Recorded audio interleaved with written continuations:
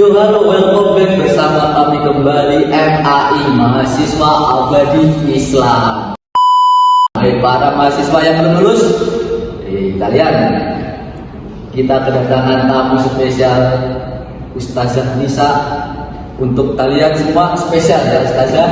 Ustazah Mas, sedikit mau menyampaikan sedikit supaya kalian termotivasi dan cepat lulus. Oke? Ya. Kali ini Ustazah datang di sini naik apa? Naik motor.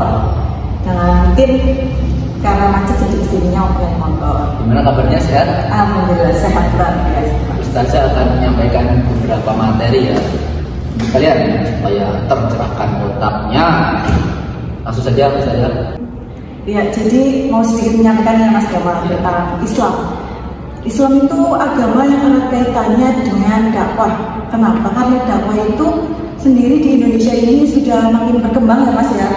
Kemajuan teknologi, terus sekarang udah ada TikTok ya Mas. Semua dai bisa langsung men-share video mereka, langsung membuat dimanapun mereka berada. Bahkan kayak saya gini sedang sedikit bercerita, langsung ada siarannya juga. Jadi nanti teman-teman yang mau bertanya langsung bertanya di kolom komentar, nggak perlu datang ke rumah dai ya, langsung tanya di rumah. Sekarang kan udah enak ya Mas ya. Apalagi ini mahasiswa juga apalagi UIN ya Mas? Iya, UIN komunikasi lagi ya. Pasti teman-teman udah nggak asing dengan kata dakwah di era digital ya. Mereka juga bisa membuat tentang dakwah sedikit karena ada dalil yang Mas yang menjelaskan sampaikan walaupun hanya satu ayat. Nah, jadi kita sebagai mahasiswa KPI khususnya harus menyampaikan walaupun seayat, karena sekarang di TikTok juga ada fitur posting ulang ya Mas Mbak. Jadi kalian itu misalnya ada video yang bermanfaat atau kajian yang menurut kalian bermanfaat dan jelas sumbernya, bisa diposting ulang biar teman-teman yang ada di kontak kalian itu tahu, oh ini gini loh, ini seperti ini loh. Jadi begitu. Itu untuk para mahasiswa. Lihatlah konten dakwah, jangan pargoy. Karena pargoy tidak akan membantu skripsi Anda. Jangan. Mumpung Ustazah ada di sini ya, kita akan kedatangan tamu spesial yang akan bertanya mengenai Islam itu sendiri. Nah, tamu ini kita dari kalangan mahasiswa, jadi mohon dimaklumi jika nanti pertanyaannya agak ya, oke kan? Yuk langsung Mbak, perkenalkan namanya terlebih dahulu dan juga apa pertanyaannya bisa disampaikan. Izin bertanya ya Ustazah, perkenalkan nama saya Bina Amelia Putri, saya mahasiswa semester 3 dari Prodi Komunikasi. Nah pertanyaan saya ini ya, misalnya itu kita mendapat berita kematian itu dari Instagram ataupun TikTok. Nah kita itu meng-like postingan tersebut dan komen, itu jatuhnya itu kita senang karena kita meng-like, atau itu kita ikutnya berbela sungkawa dengan like dan komen tersebut. Terima kasih Ustazah, mohon penjelasannya. Pertanyaan yang sangat tapi dipikir-pikir kalau seperti itu jatuhnya gimana tuh? Kalau tadi pertanyaannya gimana ya kalau ada berita duka? Ya kalau ada berita duka ya kan, terus kita kan nge-like tuh ya di Instagramnya. Nah itu jatuhnya kita itu jatuhnya kita sedih atau malah bahagia ya? Jadi iya juga ya. Kadang kita nggak sadar like postingan orang, nggak baca dulu langsung asal like gitu ya. Jadi sebenarnya gini, mungkin ini dari pihak Instagram dan TikTok, mereka membuat fitur like itu untuk mengetahui berapa sih orang yang mendapatkan berita ini, siapa aja sih orang yang menerima berita ini. Jadi fitur like itu bukan untuk kayak, oh kalau dia like dia senang, kalau dia like dia sedih, enggak seperti itu.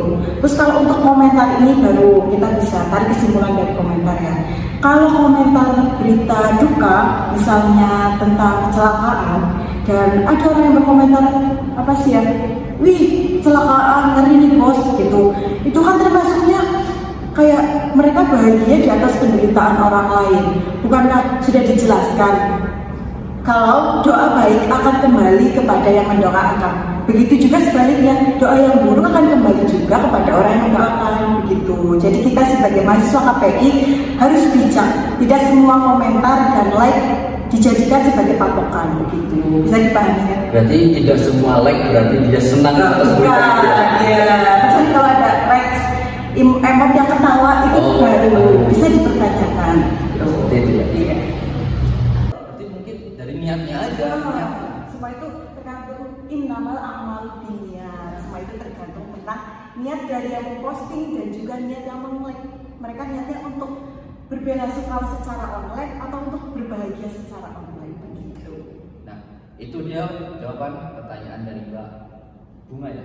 Iya. Mbak Bunga. Itu Mbak Bunga. Anda pertanyaannya sangat. Langsung lanjut. Karena ini pertanyaannya nggak ada yang benar, kita cari lagi lah ya. Iya. Orang yang mau bertanya lagi, ayo silakan. Baik, perkenalkan nama saya Jen Anisadillah. Saya ingin bertanya kepada Ustazah Nisa. Saya ini nggak tahu ya, saya punya pemikiran ini, mungkin ini bisa dibilang lucu banget, tapi saya bertanya-tanya gitu, penasaran aja. Kira-kira menurut Ustazah Nisa, tugas malaikat Israfil kan meniup sangkakala ya saat hari kiamat nanti. Berarti sekarang dia nganggur dong, maksudnya kayak dia nggak ngapa-ngapain jadi sekarang gitu sih Ustaz. Makasih. Nah, pertanyaan yang sangat cocok keluar dari mulut mahasiswa seperti Anda. Gimana deh? Tapi dipikir-pikir gimana juga ya? Iya. Dipikir ngapain ya? Ngapain juga dia? Karena sama kelas dia kan udah dari latar dia nganggur ya. Malaikat dikatain nganggur, dia kira malaikat lagi daftar CPNS. Jadi gimana jawabannya? Di salah satu kitab Imam Abdurrahim itu menjelaskan bahwa malaikat Israfil mengerjakan pekerjaannya sesuai dengan kemampuannya. Jadi sebelum meniup sangkakala nanti di hari kiamat, malaikat Israfil itu mengayomi makhluk dan alam semesta. Jadi malaikat Israfil tugasnya sebelum meniup sangkakala itu mengayomi alam semesta dan para makhluknya. Betul. Terus kan malaikat kita tahu juga kan kalau malaikat itu selalu mengagungkan nama Allah. Jadi setiap detik mereka itu berzikir kepada Allah. Jadi nggak ada namanya malaikat nganggur ya. Tuh, Begitu. dia sebelum melaksanakan tugasnya selalu berzikir kepada Allah. Anda aja luang waktunya tidak pernah berzikir. Udah ngaco semoga pertanyaannya. Mungkin daripada pertanyaannya dari para audien yang hadir kepada ngaco, nanti kita cari pertanyaan Di kolom komentar ya. Kali aja para mahasiswa yang di luar kampus kita ini tidak. Kita cari ya pertanyaannya sebentar.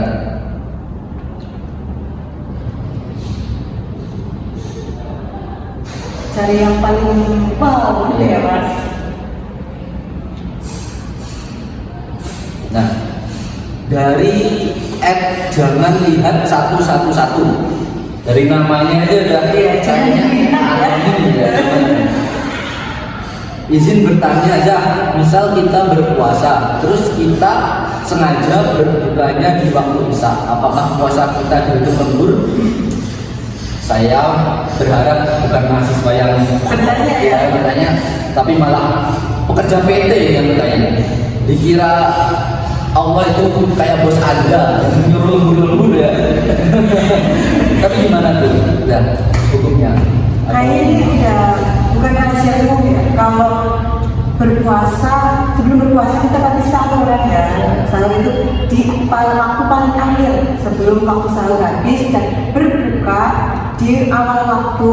Jadi kalau kita berbuka waktu isya, ya kita sudah melewati waktunya. Hukumnya apa ya dosa dong? Kan sudah dijelaskan. Ada jamnya juga berbuka di saat maghrib gitu ya kan Mas. Nah, ini untuk Mas yang bertanya itu Mas atau Mbak itu yang bertanya ya? Dari namanya jangan lihat satu-satu. Jangan lihat satu-satu. Bos Anda ini agak lembur ya. Lembur iya dibayar. Udah terbiasa lembur. Terus mungkin itu saja ya. Iya, betul. Kita cukupkan dulu karena sebelum pertanyaan nanti pada ngabur semua. Jadi sampai jumpa di konten kami berikutnya. Dadah.